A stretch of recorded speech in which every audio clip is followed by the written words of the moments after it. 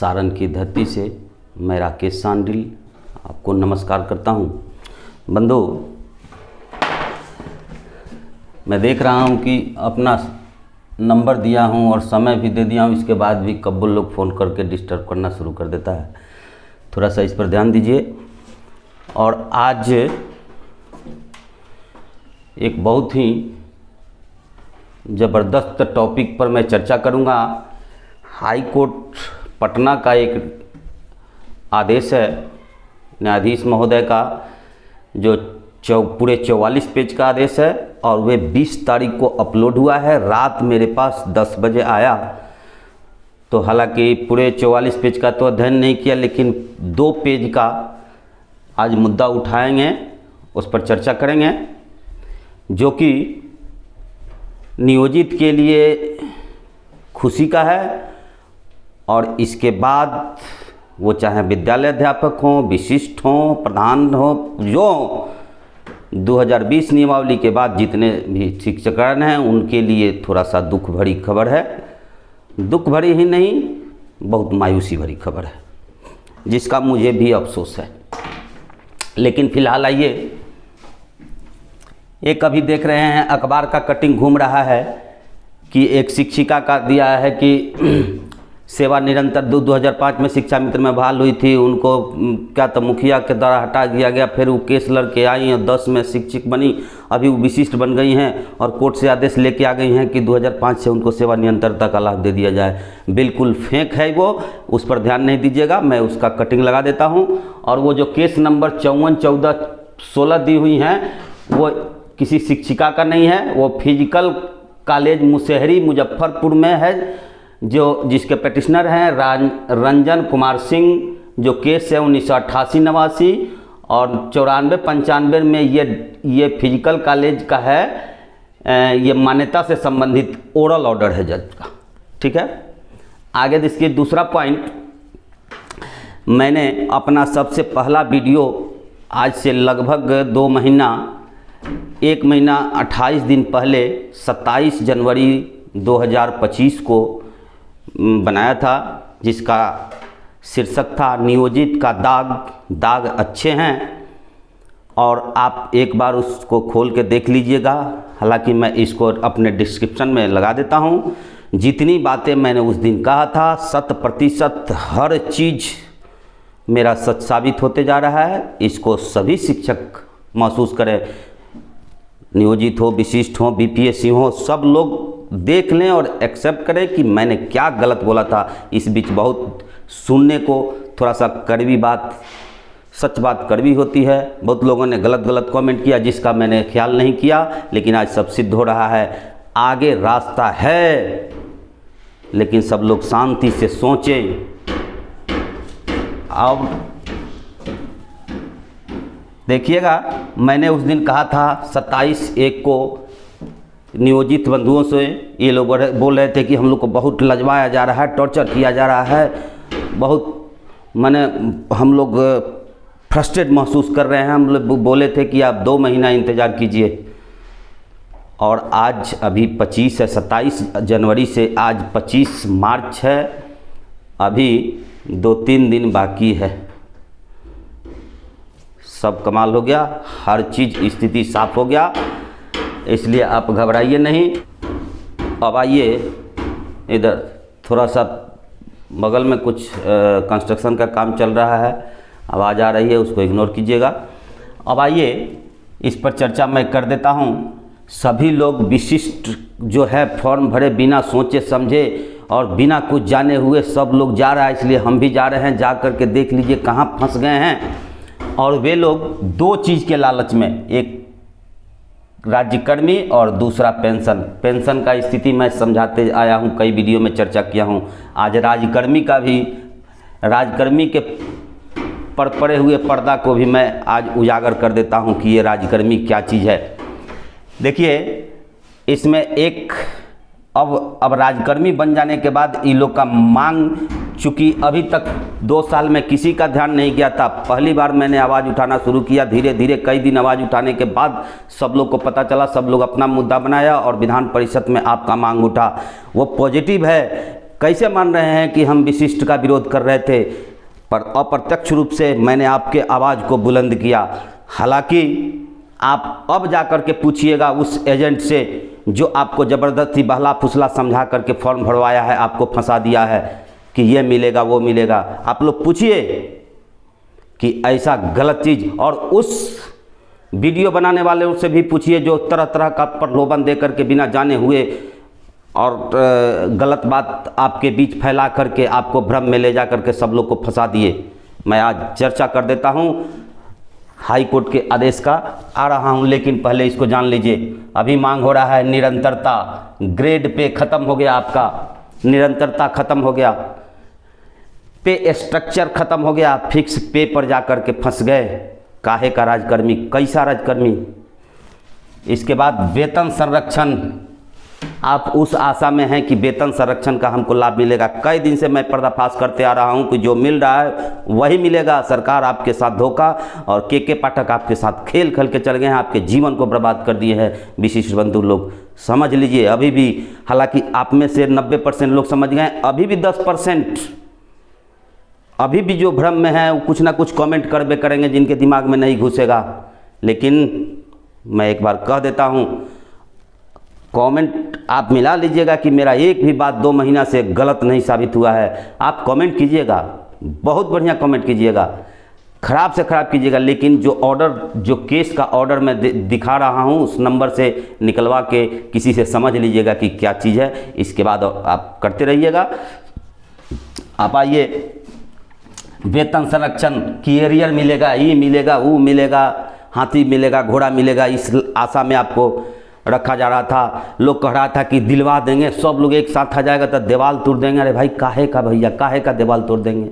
आपको आज से 8 दिन पहले मैंने कहा कि अगर कोई आश्वासन दे रहा है कि हम सब चीज़ दिलवा देंगे, सरकार दे देगी ना, क्या दे देगी। नियोजित का जो नियमावली है उसमें कह रहे हैं कि सरकार देगी तब ना, और आप में नहीं है, ज़बरदस्ती कर रहे हैं कि सरकार सब दे देगी। सब अपने ऑर्डर।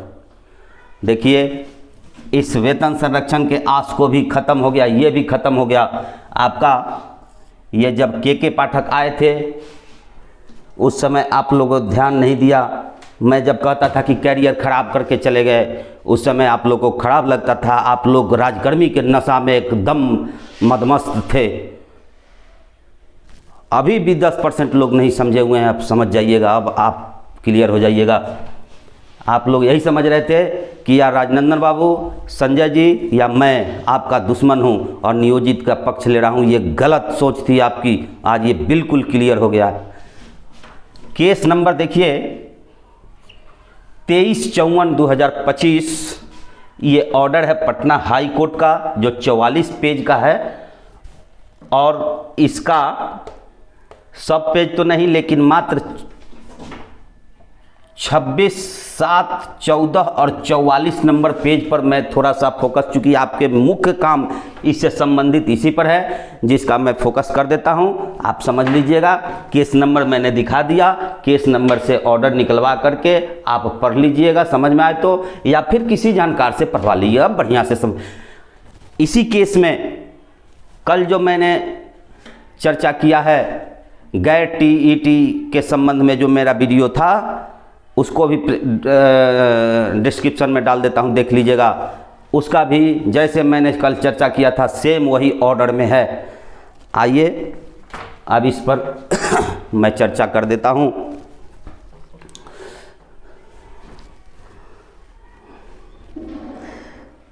ये ऑर्डर है 26 नंबर पेज का सारांश मैं बता देता हूं।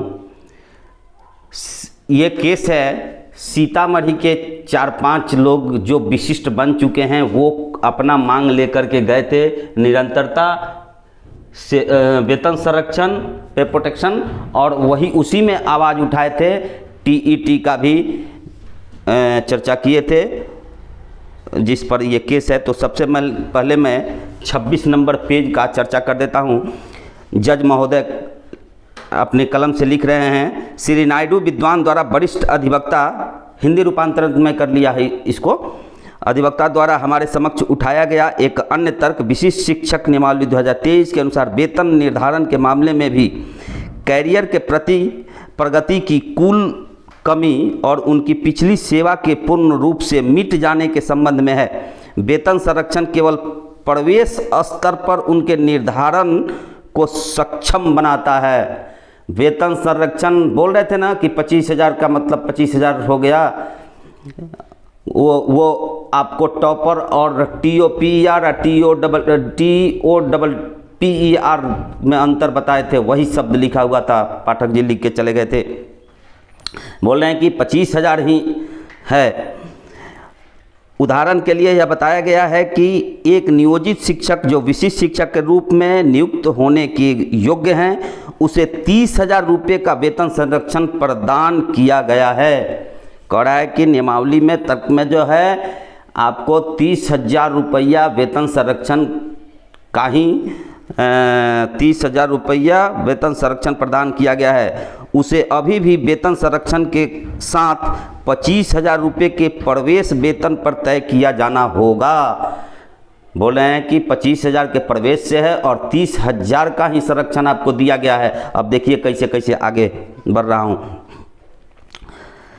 25,000 रुपये के प्रवेश वेतन पर तय किया जाना होगा और जब तक समय बीतने के साथ, ज्यों जी आपका हो गया 25,000 पर, इसके बाद समय बीतने के बाद, समय बीतने में आपको प्रोबेशनरी पीरियड बाधा आएगा, उसके बाद आपको इंक्रीमेंट 3% मिलते जाएगा और इंक्रीमेंट 3% मिलते जाएगा और जिस दिन आपका 30,000 लेवल होगा उस दिन आपको 8वें फिटमेंट्स के 8वें टेबल में ले जाया जाएगा, जहां अपने से ले जाइए तब भी और नहीं ले जाइए तब भी आपका 3% इंक्रीमेंट बढ़ते बढ़ते 7वां साल में आपका 30,660 रुपया या कितना है 750 रुपया, 30,750 रुपया के लेवल पर आप चले जाइएगा। उसी चीज़ का चर्चा जज महोदय ने किया है। कल नहीं 20 तारीख को ऑर्डर अपलोड हुआ है